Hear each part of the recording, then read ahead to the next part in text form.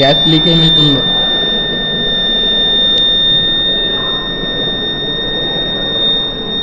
ఇక్కడ నుంచి gas leak అయితే ఇక్కడికి వెళ్ళి ఇక్కడ సెన్సార్ డిటెక్ట్ అయ్యి ఇక్కడ ఎల్ఈడి ఇండికేషన్స్ వస్తుంది.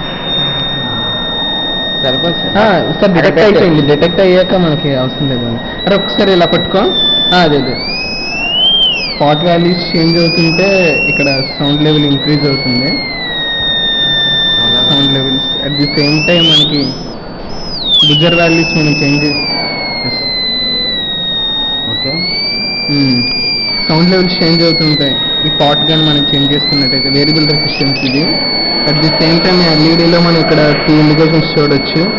ఒకటి ఈ రెడ్ స్టేటస్ ఎల్ఈడి ఏంటంటే గ్యాస్ డిటెక్ట్ అవ్వగానే ఇది మనకి ఇండికేషన్ ఇస్తుంది. At the same